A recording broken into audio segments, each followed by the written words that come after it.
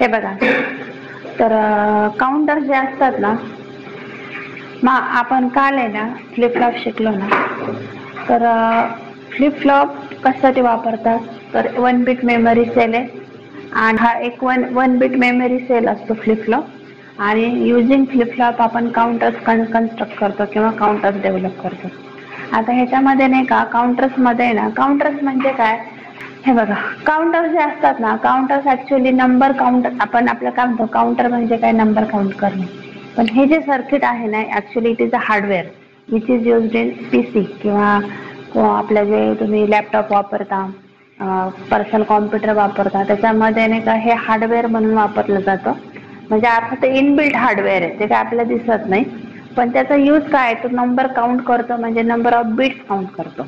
Bits count करतो म्हणजे तो सायकल हे करतो. समजा फॉर एक्झाम्पल ह्या क्लॉक सायकल्स आहेत, याला आपण अशा क्लॉक सायकल्स म्हणतो, तर ह्या क्लॉक सायकल्स तो काउंट करतो. म्हणजे जेव्हा त्याला फर्स्ट क्लॉक मिळतो तेव्हा तो काउंट करेल 1, सेकंड क्लॉक मिळाला का तो काउंट करेल 2, असं नंबर ऑफ क्लॉक तो काय करतो, काउंट करतो. आणि जेवढे नंबर ऑफ तुम्ही क्लॉक त्याला देणार त्याच्याप्रमाणे तो नंबर काय करणार, काउंट करणार, म्हणून आपण त्याला काउंटर म्हणतो. ठीक आहे, नाही, एक क्लॉक म्हणजे आता एक क्लॉक दिला पूर्ण, त्याच्यामध्ये पण परत कॅटेगरी आहे, पॉझिटिव्ह क्लॉक का निगेटिव्ह क्लॉक. काल आपण घेतलं एज ट्रिगरिंग आणि लेव्हल ट्रिगरिंग. लेव्हल ट्रिगरिंग म्हणजे काय, लॉजिक 1 म्हणजे लॉजिक 1 म्हणजे फक्त तुम्ही एवढेच हाफ सायकल देणार, लॉजिक 0 म्हणजे एवढीच हाफ सायकल देणार. आणि एज ट्रिगरिंग म्हणजे जर तुमचं असं चेंजिंग होत असेल, समजा हा 0 to 1 चेंज होत असेल, तर त्याला म्हणायचं एज ट्रिगरिंग.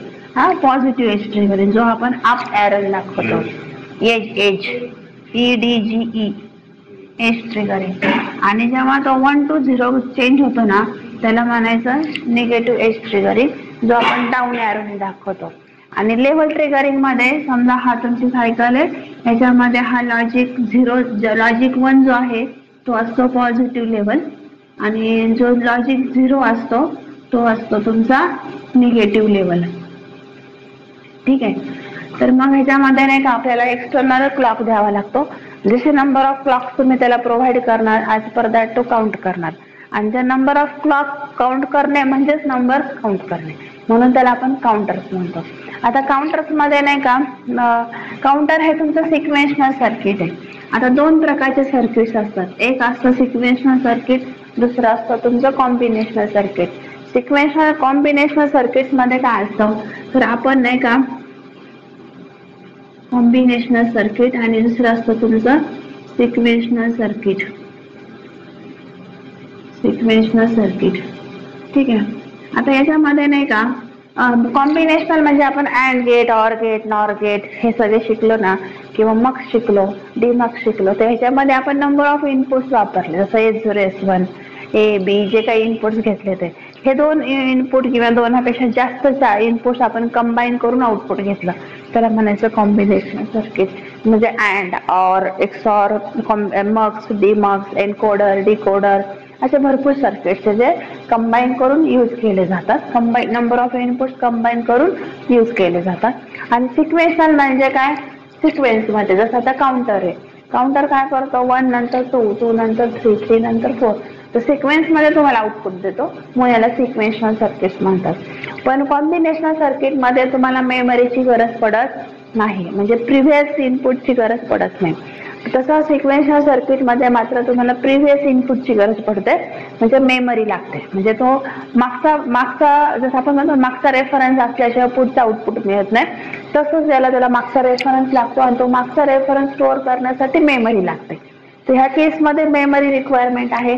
कॉम्बिनेशन मध्ये there is no need of memory requirement किंवा मेमरी एलिमेंट. ठीक आहे, आणि सिक्वेन्शनल सर्किट मध्ये काउंटर्स, रेजिस्टर. आता हा जे काउंटर्स आहेत ना, हे आपण फ्लिप फ्लॉपनी कन्स्ट्रक्ट करणार आहे. आता फ्लिप फ्लॉपनी कन्स्ट्रक्ट करताना त्याचं आपण मक्स मध्ये कसं ठरवलं की नंबर ऑफ सिलेक्ट लाईन्स कसं ठरवणार आपण, according to input, according to output.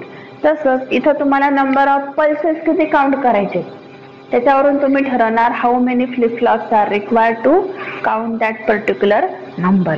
For example, आता ह्याच्या नावं भरपूर आहेत, तर काउंटर मध्ये नाही का दोन टाइप्स असतात, एक असतं सिंक्रोनस काउंटर आणि दुसरं असतं असिंक्रोनस काउंटर. ठीक आहे, असे दोन बेसिक टाइप्स असतात. तर असिंक्रोनस काउंटर मध्ये काय असतं, क्लॉक हा कॉमन असतो. जेव्हा क्लॉक आपण माहिती ना, आता आपण काल घेतलं होतं बघा, फ्लिप फ्लॉप घेतला ना, समजा आपण मी जे की फ्लिप फ्लॉप वापरला तर इथे आपण काय करतो, क्लॉक देतो. क्लॉक म्हणजे काय, एक्सटर्नल इनपुट असतो. ते विदाउट एक्सटर्नल इनपुट तुमचा ती सिस्टीम ऑपरेट होत नाही, म्हणून त्याला आपण क्लॉक म्हणतो. तर ह्याच्यामध्ये हा जे की फ्लिप फ्लॉप असेल तर हा तुमचा क्यू आणि क्यू बार त्याचा काय आहे, आउटपुट आहे. ठीक आहे, तर ह्याच्यामध्ये नाही का, जर तुमच्या आपण असे number of flip flop use करणार आहे आणि ते नंबर ऑफ फ्लिप फ्लॉप एकमेकांना कनेक्ट असणार आहे, which is in cascading mode. Cascading म्हणजे काय, एकाचा आउटपुट दुसऱ्याचं इनपुट, दुसऱ्याचं आउटपुट तिसऱ्याचं इनपुट, असं सिक्वेन्स मध्ये कनेक्ट केलेलं असणार, त्याला आपण कॅस्केडिंग म्हणणार. आणि ह्या पूर्ण जेवढे नंबर ऑफ फ्लिप फ्लॉप तुम्ही कनेक्ट करणार त्याला पूर्ण याला क्लॉक कसं असणार आहे, कॉमन असणार आहे. आता जेव्हा मी सर्किट डायग्राम काढेल त्यावेळेस तुम्हाला ते जास्त चांगलं समजेल. तर त्याच्यामध्ये हा क्लॉक जो असतो ना, हा it is common to all flip flop. जेवढे तुम्ही कनेक्ट यूज करणार आहात तेवढ्या सगळ्या फ्लिप फ्लॉपला आपण क्लॉक जेव्हा कॉमन असेल त्याला म्हणायचं असिंक्रोनस काउंटर. ठीक आहे, सिंक्रोनस काउंटर मध्ये मात्र each and every flip flop require separate clock cycle. Separate म्हणजे स्वतः मी असे तुम्हाला चार फ्लिप फ्लॉप यूज केले तर 4 फ्लिप फ्लॉपला मी 4 सेपरेट क्लॉक यूज करणार. तो झाला तुमचा सिंक्रोनस काउंटर. लक्षात येत आहे का? जसं आता बघा, आता फॉर एक्झाम्पल मी अजून एक केला, अजून एक कनेक्ट केला असं समजा, तर हा क्लॉक इथं मी सेपरेट ऑपरेट करणार. याला वेगळा क्लॉक देणार, याला वेगळा देणार, याला वेगळा देणार. आणि पहिल्या केस मध्ये कसं होतं, कॉमन होतं. कॉमन म्हणजे काय, तर मी काय करेन, हे दोन्ही मिळून एकत्रच कनेक्ट करेल. फरक लक्षात आला का? हा असिंक्रोनस झाला. ह्याच्यामध्ये आपण दोन्हीचा क्लॉक कसा केलाय, कॉमन केलाय. आणि आता ज्या सिंक्रोनस केस मध्ये मात्र कसं होणार, तर सिंक्रोनस मध्ये काय होईल, तर हा सेपरेट आपण इथे अप्लाय करणार आणि हा सेपरेट इथे अप्लाय करणार. फरक लक्षात आला का? तर ह्याला म्हणायचं सिंक्रोनस आणि पहिल्या केसला म्हणायचं असिंक्रोनस. ठीक आहे, आता ह्याला बरेच नाव आहेत. जसं आता ह्याच्यामध्ये आपण असं पण म्हणू शकतो 3 बिट काउंटर किंवा रिपल काउंटर पण म्हणतात. 3 बिट काउंटर, 4 बिट काउंटर. तर 3 बिट याचा अर्थ काय, तर 3 बिट याचा अर्थ जसं तुम्हाला नंबर ऑफ किती पल्सेस काउंट करायचे त्याच्याप्रमाणे तुम्ही ठरवता. जसं फॉर एक्झाम्पल आता नाही का, आपण असं कन्सिडर केलं, मला नाही का मॅक्झिमम 8 नंबर काउंट करायचा आहे. 8 नंबर काउंट करायचा. 8 याचा अर्थ असा झाला की 0 to 7 नंबर्स मला काउंट करायचे. हा 8 मॅक्झिमम नंबर किती असणार आहे, 8. पण ऍक्च्युली आपण काउंटिंग ऑलवेज स्टार्ट विथ 0, म्हणून तो काउंट काय करणार, 0 to only 7 नंबर. मग how many flip flops are required, तर मग ह्याच्यामध्ये 2⁻³ म्हणजे किती लागणार, 8. तर 3 फ्लिप फ्लॉप्स याला लागणार. जेव्हा आपण 3 फ्लिप फ्लॉप यूज करतो त्याला म्हणायचं 3 बिट काउंटर. समजा जर मला मॅक्झिमम 15 नंबर काउंट करायचा आहे तर याच्यामध्ये किती होणार, 2⁻4 म्हणजे किती होणार तुमचे 16 होणार. तो counting start with 0 to 15 number count करणार. पण समजा मला 99 नंबर काउंट करायचा आहे मॅक्झिमम, तर किती फ्लिप फ्लॉप्स लागतील, तर बघा आता ह्याच्यामध्ये 2⁻5 केलं तर किती होणार 32, 2⁻6 केलं तर किती होणार 64, 2⁻7 केलं तर 128. आता बघा इथं आयडियली आपल्याला किती पाहिजे 99. आणि समजा जर तुम्ही 6 फ्लिप फ्लॉप कन्सिडर केले तर ओनली 64 नंबर पर्यंत काउंट होईल. पुढचा नंबर त्याचे काउंट होणार का 65 नंतरचे नाही. तर इथं मात्र आपण 128 नंबर्स तो काउंट करू शकतो मॅक्झिमम. आणि आपले रिक्वायरमेंट काय फक्त 99 नंबर. तर तुम्ही पुढचे जे नंबर आहेत आफ्टर 99 ते ब्लॉक करू शकता. त्याला एक प्रोव्हिजन असते जे आपण के मॅप थ्रू आपण ती प्रोव्हिजन करू शकतो. म्हणजे मला 99 नंबर नंतर तो काउंटर काय झाला पाहिजे, रिसेट झाला पाहिजे. रिसेट म्हणजे काय, 99 नंतर तो नंबर काउंट नाही केले पाहिजे. तर आपण तसं करू शकतो. आता समजा मला नाही का नंबर काउंट करायचा आहे 83, तर किती फ्लिप फ्लॉप लागतील 7च. कारण इथं आपण मॅक्झिमम नंबर किती आहे 128 आहे. तर तुमची रिक्वायरमेंट 83 आहे ना, आफ्टर 83 काय करायचं, ब्लॉक करून टाकता तिथे नंबर. म्हणजे रिसेट करून टाकायचे नंबर तुमचा जो काउंटर आहे तो, किंवा कोणताही. समजा मी म्हटलं तर मला 165 नंबर काउंट करायचा आहे, तर किती फ्लिप फ्लॉप लागतील? 8. तर हा प्रश्न तुम्हाला 4 मार्काला विचारतात, कोणते, किंवा 2 मार्काला 4 नंबर देतात आणि how many flip flops are required to count this value असं वगैरे प्रश्न विचारतात. ठीक आहे, समजलं हे. आता ह्याच्यामध्ये नाही का मुलांना हा काउंटर अवघड का जातो? कारण हा मुळात मुलांना समजतच नाही. त्याचं कारण असं आहे की याच्यामध्ये ना आपल्याला नाही का जेव्हा काउंटर विचारतात, 6 मार्काचा प्रश्न असतो, त्याच्यामध्ये पहिला तुम्हाला डायग्राम ड्रॉ करावी लागते, त्याचा ट्रूथ टेबल ड्रॉ करावा लागतो, त्याची टायमिंग सायकल डायग्राम काढावी लागते आणि त्याचं एक्सप्लेनेशन द्यावं लागतं. हे सगळं तुम्हाला 6 मार्कासाठी असतं आणि ते कंपल्सरी करावं लागतं, तरच 6 मार्क मिळतात. तर आपण आधी काय करूया,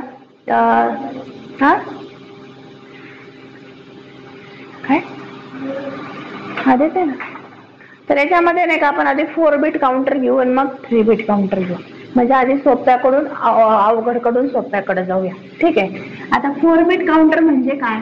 तर ह्याच्यामध्ये तो किती नंबर काउंट करणार आहे मॅक्झिमम? 4 बिट बायनरी काउंटर किंवा रिपल काउंटर पण म्हणतात त्याला. तर बघा याच्यामध्ये नाही का, हे बघा आपण फ्लिप फ्लॉप मध्ये जे के फ्लिप फ्लॉप यूज करतो, जे के वरूनच आपण टी फ्लिप फ्लॉप तयार केला जातो. म्हणजे जे आणि के जर 1 असेल तर तो काय तयार होतो? टी फ्लिप फ्लॉप, म्हणजे टॉगल फ्लिप फ्लॉप. तर तुम्ही डायरेक्ट टॉगल फ्लिप फ्लॉप वापरला तरी चालेल, तुम्ही जे के फ्लिप फ्लॉप वापरला तरी चालेल, त्याने काही फरक पडत नाही. पण टॉगलने काय होतं, थोडंसं सिम्पल होतं सर्किट, तर तुम्हाला जास्त सोपं जातं समजायला. ठीक आहे, मी तुम्हाला आता आपलं पहिलाच हे आहे त्याच्यामुळे मी पूर्ण डायग्राम ड्रॉ करते व्यवस्थित, मी तुम्हाला ऑपरेशन पण समजेल त्याचं. याचं ऑपरेशन जरा समजायला थोडंसं किचकट वाटतं मुलांना, पण ऑपरेशन काय तसं सोपं नाही. लॉजिकली सगळं तुम्ही अभ्यास केला तेवढं अवघड नाहीये. तर ह्याच्यामध्ये ना आपल्याला काय करायचं असतं, ट्रूथ टेबल तयार करायचा, QC, QD, QB आणि QA. आणि इथं तुमचा क्लॉक इनपुट. ठीक आहे, इनिशियली आपण आणि समजा आपण असं कन्सिडर करूया डेसिमल नंबर. तर डेसिमल नंबर समजा इथं घेऊया आपण. हे बघा आता याचं ऑपरेशन कसं होतं, इनिशियली सगळे फ्लिप फ्लॉप काय तुमचे 0 आहे. ठीक आहे, आणि आपण क्लॉक समजा सुरुवातीला आपण इनिशियली क्लॉक दिलेला नाहीये, म्हणजे क्लॉक नाहीये. जेव्हा मी फर्स्ट क्लॉक देईल, किंवा आता आपण हा कोणता याचा सिम्बॉल आहे, हा निगेटिव्ह एजचा आहे, तर तुम्ही काय करू शकता, हा असा क्लॉक देण्यापेक्षा निगेटिव्ह एज क्लॉक दाखवा, पहिला निगेटिव्ह एज. आता बघा हा काय करतो, टॉगलचं मिनिंग काय आहे की जेव्हा त्याला 1 जेव्हा क्लॉक मिळतो त्यावेळेस तो टॉगल होतो, म्हणजे 0चा काय होईल, तो 1 होईल. आता आपण इन क्लॉक कोणाला दिलाय पाहिजे, आता हे नीट लक्षात घ्या आधी की हे किती फ्लिप फ्लॉप आहे तुमचे 4. म्हणजे हे कॅस्केडिंग म्हणजे काय बघा, ह्याचं आउटपुट ह्याचं इनपुट आहे, ह्याचं आउटपुट ह्याचं इनपुट, ह्याचं आउटपुट ह्याचं इनपुट, याला कॅस्केडिंग म्हणतात. एकाचं आउटपुट दुसऱ्याचं इनपुट, दुसऱ्याचं आउटपुट तिसऱ्याचं इनपुट, ही जे काय फ्लो आहे कनेक्शनचा त्याला म्हणायचं कॅस्केडिंग. ठीक आहे, आता ह्याच्यामध्ये नाही का आपल्याला 4 फ्लिप फ्लॉप आहे, म्हणजे तो किती नंबर काउंट करणार आहे, मॅक्झिमम 15 नंबर पर्यंत. ठीक आहे, मग ह्याचे आउटपुट किती आहे, 4, QD, QC, QB, QA. ठीक आहे, आता आपण बार नाही घेतला, बारची काही तशी गरज नाही म्हणून, पण तुम्ही बार पण घेऊ शकता. ठीक आहे, आता बघा इनिशियली काय आहे आपला, इनिशियली सगळे फ्लिप फ्लॉप काय तुमचे 0 आहे. पहिला क्लॉक दिला मी, पहिला निगेटिव्ह एज दिला, काय होणार, टॉगल म्हणजे काय, तो काय करतो 0चा 1 करतो. तर बघा हा इनिशियली काय आहे 0 0 0 0. ठीक आहे, मी पहिला क्लॉक दिला तर QA काय होणार, 0चा काय होईल 1, म्हणजे काय होईल तो नंबर 0 0 1. इथं तुम्हाला मिळेल काउंटिंग 1. ठीक आहे, पुढचा निगेटिव्ह एज दिला मी, हे बघा ह्याचं आउटपुट ह्याचं काय आहे इनपुट आहे, म्हणजे हा 1 कुठं शिफ्ट होईल, इथं शिफ्ट होईल ना. हा 1 आता QA जो आहे तो 1 कुठं जाणार, B ला जाणार ना, कारण ह्याचं आउटपुट ह्याचं काय आहे इनपुट आहे, आणि हा 1चा काय होणार 0 होणार, कारण याला क्लॉक आपण अप्लाय केला, म्हणजे डाटा काय झाला 0 0 1 0, म्हणजे झाला बायनरी नंबर 2. समजलं, म्हणजे हा झाला बायनरी नंबर 2 आणि हा झाला डेसिमल 2.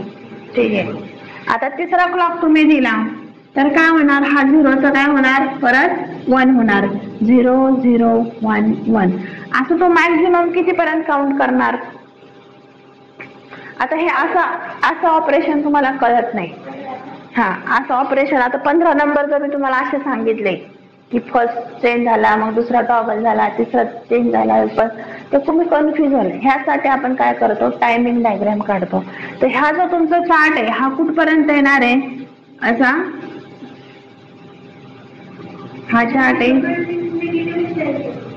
हो, मग आता आपण सर्किटच क्लॉक निगेटिव्ह. ऐका ना, हे असं कळणार नाही, मी तुम्हाला तेच सांगते. हे खूप कन्फ्युजिंग होत जातं नंतर.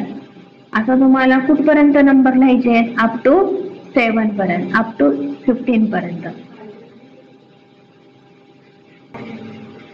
हे 15 पर्यंत असं आपल्याला आउटपुट मिळतं. ठीक आहे. आता हे कळण्यासाठी ना आपल्याला टायमिंग डायग्राम काढावी लागते, म्हणजे हे तुम्हाला आउटपुट कसं येतं हे चांगलं समजतं. जसं आता बघा, अशा आपल्याला किती क्लॉक सायकल द्यायचे, तिथं आपल्याला क्लॉक सायकल द्यायचे आपल्याला 16.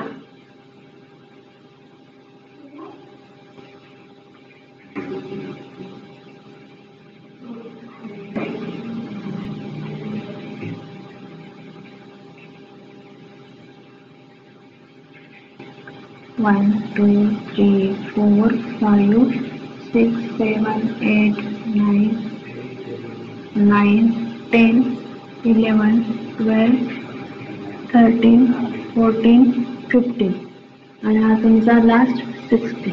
ठीक आहे. आपण 1 पासून काउंटिंग केलं नाही इथं क्लॉकला. नंबर हे बघा, आता नीट लक्ष द्या. आपण कोणतं वापरतोय, निगेटिव्ह एज. मी इथं कसं येणार बघा, हे निगेटिव्ह एज अशी मार्किंग करून घ्यायची. हे बघा, आता हा निगेटिव्ह एज आहे ना, तर आपण निगेटिव्ह एज करून घेतलं बघा. 1 2 0 1 2 0 1 एज आपण ड्रॉ करून घेतले. आता प्रत्येक एका निगेटिव्ह एजला काय होणार आहे, आउटपुट चेंज होणार आहे. जसं आता बघा, पहिल्यांदा तुम्ही काय करणार, QA कन्सिडर केला, QA. तर QA कधी चेंज होणार आहे, पहिल्या निगेटिव्ह एजला. ठीक आहे. तर हे नीट लक्ष द्या बरं का. तर हा कुठं येणार, इथून इथं, नंतर इथं, परत इथं, याच्या निगेटिव्ह एजला हा चेंज झाला, याच्या निगेटिव्हला हा चेंज झाला, याच्या निगेटिव्हला हा चेंज झाला, याच्या निगेटिव्हला हा चेंज झाला, याच्या निगेटिव्हला हा चेंज झाला, याच्या निगेटिव्हला हा चेंज झाला. आता बघा, याचा निगेटिव्ह एज कोणाचं, QAचं निगेटिव्ह एज कोणाला देतो आपण, QBला. म्हणजे QAचं आउटपुट QBचं काय आहे, इनपुट आहे. म्हणजे QB कुठे चेंज होणार, तर QAच्या निगेटिव्ह एजला. समजतंय का.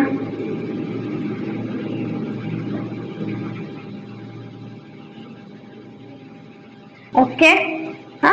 आता बघा, ह्याच्या QBच्या निगेटिव्ह एजला कोण चेंज होणार आहे, QC. म्हणजे इथं काय येणार,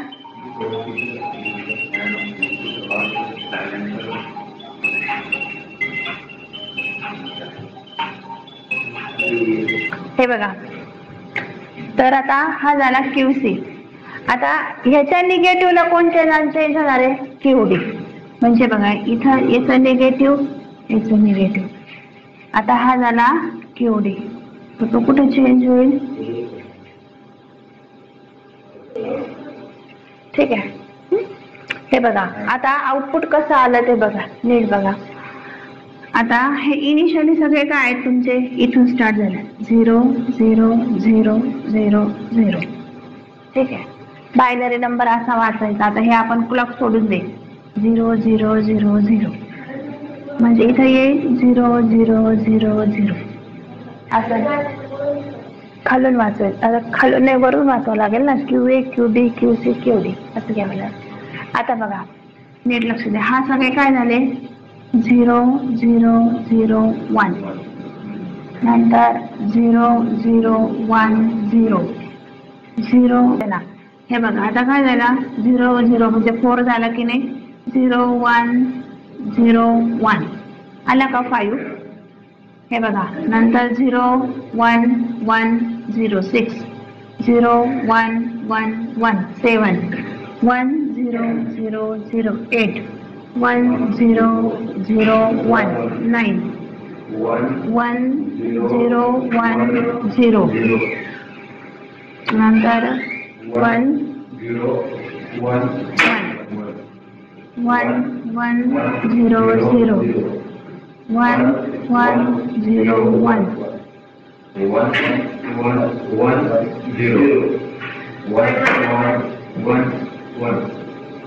आणि परत 0 झाला, रिसेट.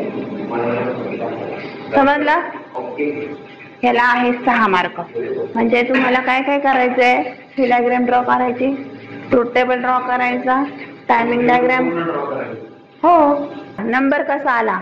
0 0 0 1 म्हणजे हा झाला बायनरी नंबर 0 0 1. हा झाला 0 0 1 0. हा 0 1 1. इथे झाला 0 1 0 0. असे तुम्ही 15 पर्यंत नंबर लिहू शकता. समजलं का?